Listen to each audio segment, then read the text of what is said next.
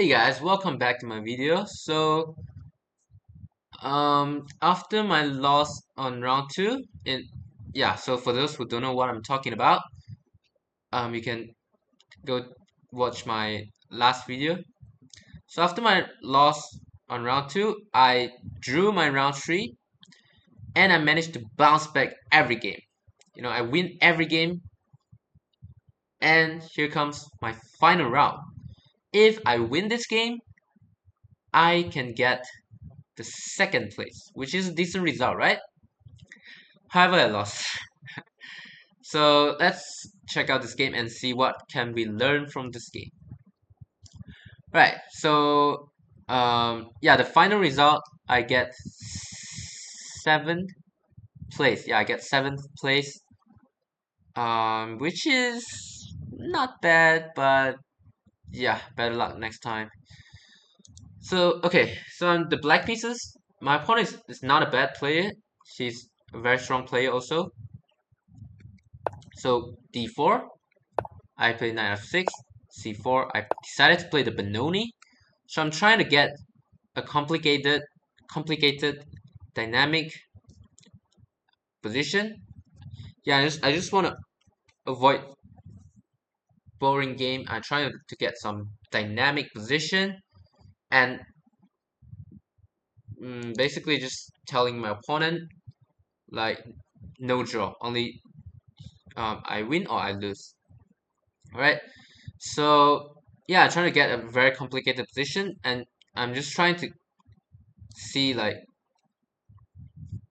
um who is better in the calculation and understanding of the position. E6. Of course, there's some boring line in the Benoni, but my opponent decided to play a very aggressive line, which is what I want. I don't want a boring game. Bishop g7, knight f3. The main move is bishop b5 check, followed by a4 to prevent a6 b5. So bishop b5 check. Black can't play knight d7, knight b d7 or bishop d7 because of e5. So the point of this move is what force black knight, the f6 knight, force the knight to d7, and black pieces will be a bit stuck and passive there. And then a4 to prevent a6 b5, and after that, okay, only after that knight f3 castles, and you can do your stuff like e5 or f5. Yeah, just some typical Benoni idea of white pieces trying to break into center. My opponent played knight f3, I go castles, bishop b2, knight e7, castles, rook e8. It's all theory. a6, a4, queen c7. The idea of queen c7 is to go c4. So the best move here is actually knight to d2, and after rook b8, um, if you play some move like king h1, I'll go c4, sacrifice a pawn, and play b5, just trying to open up the queen side, and then I'm trying to attack your weakness here. If b3, I have a sacrifice here. So yeah, my opponent, however, played h3. So I say, okay, you didn't prevent c4, now I go c4. So I have some knight c5. So the idea of c4 is it's a very typical idea in Benoni. We take space on the queen side. We want to expand on the queen side with a6 b5. And another thing of c4 is we open up this diagonal, so we can play queen b6 check at some point. But okay, this is not the main thing. The main thing is, I think, to go knight to c5, activate your knight. At some point, like you can go knight d3 or knight b3, and you can attack the e4 pawn. So there's a multi-purpose move. My opponent played g4, a very aggressive move. He's trying to attack me. However, I used to be a King's Indian player, so I mean it's very similar to the King's Indian setup, But I don't have the e pawn. I played e5 I play c5 instead of e5. That's the main difference of King's Indian and Benoni. So usually this attack is not sound. So I know this actually. I was not afraid of this. Like g5, okay, I just go knight h5. f5, okay, then what? So I actually I totally didn't afraid of this, like scared of this attack at all. Like also in the Sicilian, in the close Sicilian, sometimes this happen also. Like the attack just doesn't work, you know. So I was not afraid this at all. And in this position, the best move is knight to c5. And I can show you one of the very sharp line. And this is, I mean, usually what you will get in a Benoni, a very sharp line. You know, sacrifice a piece. Yeah, that's Benoni. So it's really fun, especially at this level. So knight to d2, knight to c5 is the best move. I play rook b8 in the game. Knight to c5 is the best move. You have to defend your pawn, so knight to d2, and the engine give h5. If it takes, bishop takes h3, and like g4, not only you're trying to being aggressive, at the same time you weakens your own king, right? So for example, if there's a snake in your house, not only it can bite you, not only it can bite your neighbor, it can also bite you, right? So yeah, you not only you try to attack me, at the same time you weakens your own king also, right? So black can actually immediately trying to make use of that. h5. If g5, which is a very natural move, you take my pawn, I take your knight. In this position, knight takes e4, sacrifice the knight. Knight takes, bishop takes h3. And if you're trying to save the rook with rook e1, rook f2, or somewhere, for instance, rook here, we go bishop f5, pinning this.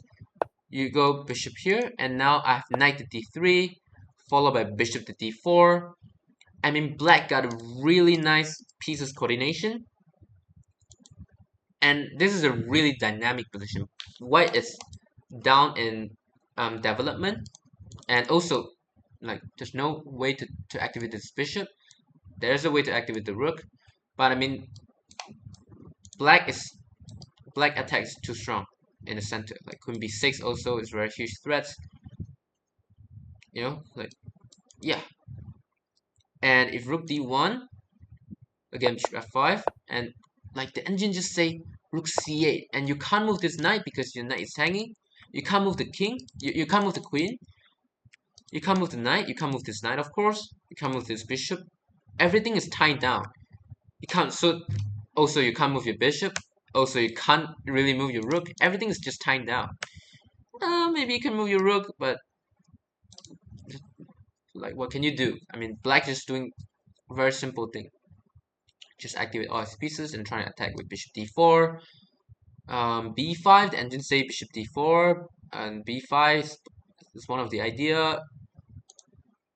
Yeah, knight d3 is also one of the idea. Like I say, the d3 is a weak square in Benoni or Benko. Yeah, and they say black is better in this position. You know, I fail to understand the dynamics of Benoni. I play rook b8 instead, and after king g2, I guess the idea of king g2 is you want to play g5, and then you want to prevent knight g3. So you want to make his attack smooth. So he just, yeah. Also he stepped out of this diagonal, so he's just trying to make sure everything is right, and only after that he tries started the attack.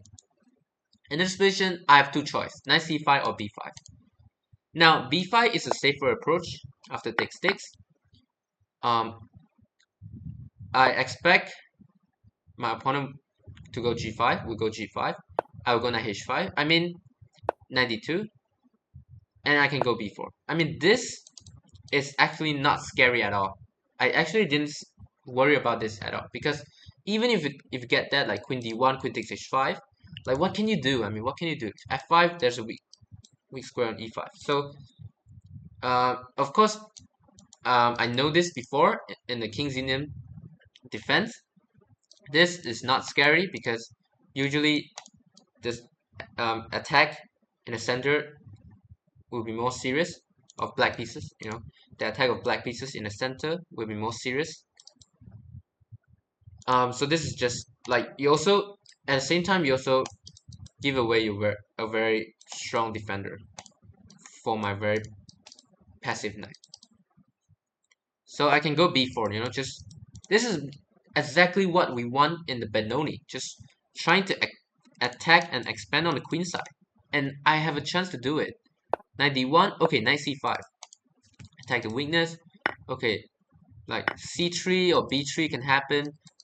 Knight takes c4, maybe not. Knight d3, I guess, can happen. I mean, black it's just have such a nice position. I mean, you know, like such a nice position. Also, there's a weakness here. At some point, we can attack that. I'm not sure.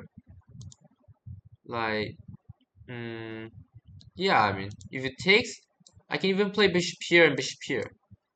Just show you how strong is black position. And if you open up the engine, yeah, black do have a good position. So b5 is a decent move. Another move is knight c5, which is also decent, right? Now, in this position of the knight to c5, if my opponent go knight to d2, defend the pawn, only now I will go b5. So this is my idea. So I'm like, okay, why am I not activating my pieces first? Okay, I mean this is my thought progress during the game. I'm like, okay, I'm choosing between this. You know, yeah, and turns out that I make a wrong decision. I choose knight c5 in the game. I saw e5, which is what happened in the game, but I underestimate it. So I'm thinking that after takes, knight d7, how do you defend your e-pawn? But now, I mean, this is also a very typical idea for white pieces. Usually you can sacrifice your pawn. Like, look at this. The center is too strong. The bishop can join the attack. The knight is really strong here. The rook can join the attack now because the f5 is open. The bishop can join the attack. So, yeah, this is not a great decision, knight c5. Like, you can only play knight c5 if you saw the move knight b3. The only move to save the game. To actually black is better. You know, to keep winning. Actually, it's not like save the game. To keep winning. And yeah, knight b3 is the move I miss. So this is a very good lesson also. When opponent attacks you, the first thing you do is not defend or run away. The first thing you think about is how to counter attack. Right, this is a very good theory. When opponents attack you, the first thing you think about is how to counter attack. Point being, if you take my knight, I can take your rook. And then take your pawn. You can't take my knight because bishop takes e3, rook takes e2. And I just win a rook, right? I just win a rook. So you can't take my knight. And knight b3. I defend my c pawn. I can trade your active bishop in the future. And yeah, like now I can take and play knight d7 because now there's no bishop takes c4, right? So that's why I say if I didn't see e5, so if I didn't see knight b3, I should have go b5, and I'm quite confident of my position actually. I'm quite confident I can win with this position actually. Yeah, probably white would not play this. I think he'll play something else, but I'm quite confident with my position because I have a really active pieces, and yeah. So okay, so I play knight to c5 in the game. My opponent played e5. Knight b3 is the only move. I failed to find it. I played d takes e5, which is a blunder. Now white is better. So yeah, that's why I say I underestimate this move. Knight d7. Again, I have to find knight b3. I play knight to d7 and d6. I saw it actually. I saw it. But what I miss is my f7 pawn is hanging. So after my opponent played d6, I realized it, and I'm like, oh, holy shit, I'm gonna lose the game. So yeah, so that's also like a very bad calculation by me. Bishop takes d4, and in this position, I still have some chance. I can play rook takes e5 in this position actually, followed by queen takes d6. So queen c6, I pin this knight. But if I take the pawn, he has bishop d5, unpin, and then you can queen to the f7 pawn. But um, bishop takes e5 is what I play in the game. I do consider this move, but I thought after the point being I prevent bishop d5, but I thought after bishop f4, like after queen takes d6, here's the attack's too strong. I mean, look at this skewer. All my major pieces on this diagonal. But okay, actually this is actually okay for black. I have the move knight to e6. Attack the bishop. If you take my uh, rook, I take with the knight. Yes, I give up an exchange, but now I trade your bishop. I got a bishop pair. I can win back your pawn, and this is a really good position. This is not a good position. This is an okay position. Like after I take this pawn, a knight and a pawn for a rook, I think it's just decent, right? And in this position, bishop d5 doesn't work because of knight f4 check. So I do consider this move, but I thought like there's no difference of bishop takes e5 or rook takes e7, rook takes e5. So I play bishop takes e5 in the game. The point being after bishop to d5, I saw it of course. I play queen takes d6, and after knight takes e5, I will go knight takes e5 and defend my f pawn. However, my opponent have the move bishop takes f7. Again, I'm like, holy shit, I'm losing the game. You know? So after my opponent play this, I play king takes, I have no choice. Knight takes e5. And now, yeah, I'm just totally losing. My king is just too weak. I have 7 was played, queen c6, king h2. I played knight f8, trying to defend, which is, yeah. And also, I'm in a huge times trouble, but doesn't matter. I'm gonna lose the game anyway. Knight h6, bishop h4, and now, if the bishop gets to this diagonal, it's checkmate. I decided to sacrifice my rook. Knight d5, a really nice sacrifice because after I take queen c3 will be checkmate. Knight to e6, knight to g7, knight f7, queen. He traded the queen and played knight f6, and I'm just losing all of my material. Okay, after 2 moves, I decided to resign the game, and that's how I lost the game.